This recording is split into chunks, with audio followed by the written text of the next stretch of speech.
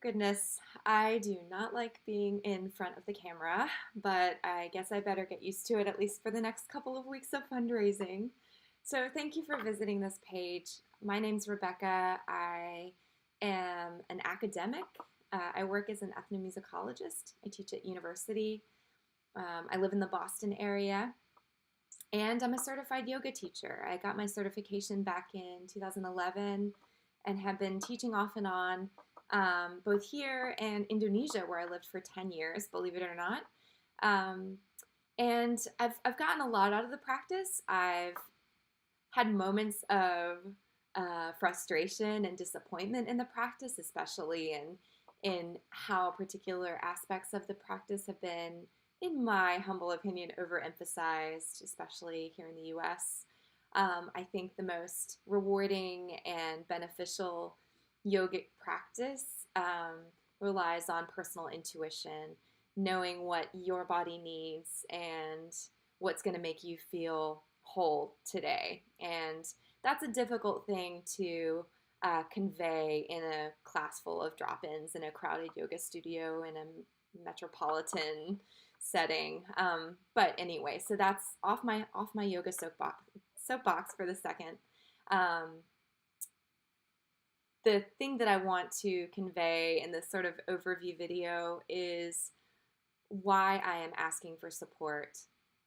I want to do this training in trauma sensitive yoga um, because I definitely believe, and I've had some very qualified clinicians back this up, and there's some research studies to back it up as well, that a big part of the healing process for those of us who are survivors of trauma and dealing with complex PTSD is to take an embodied approach to healing, to get back into our bodies.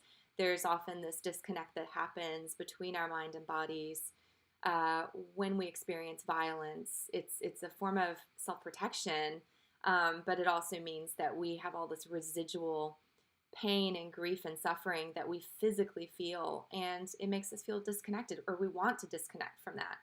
And that can lead to some really unhealthy practices, reaching out for ways to numb the body or to feel even more separate from this trauma. And what we need to do is get into the body. And that's what a trauma sensitive yoga does, but it does so in a very safe and thoughtful way. This is a practice that was developed by the Center for Trauma and Embodiment at the Justice Resource Institute here in Boston. It's a practice that I've researched a lot to find out if it's right for me, and it's something that I want to be a part of my healing process.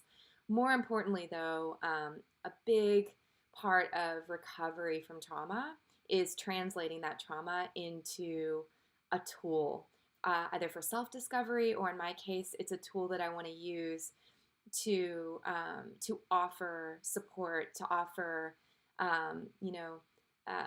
what I know as a way for others to take their first steps toward recovery. So, long-term goal: get that 300-hour certificate in trauma sensitive yoga and start partnering with organizations I believe in who are helping folks living with PTSD to get better.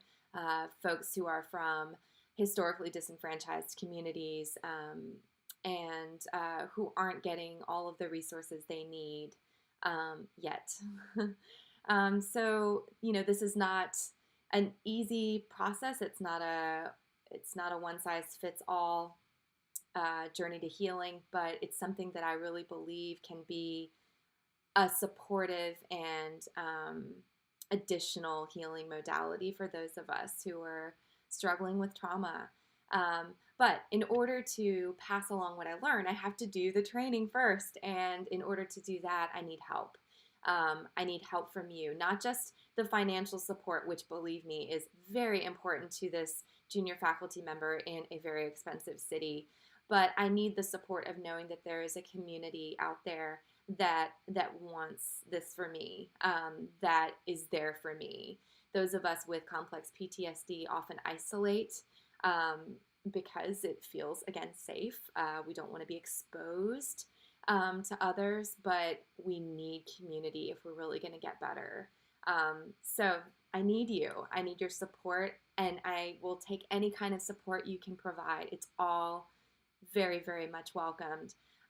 If you want to ask questions about this training or about um, my particular pathway toward trauma sensitive yoga, I'm happy to answer questions and just happy to start the next leg of my journey. So thank you for watching. I'll keep you updated throughout the campaigning, throughout the fundraising, with shorter videos, I promise. Thanks again.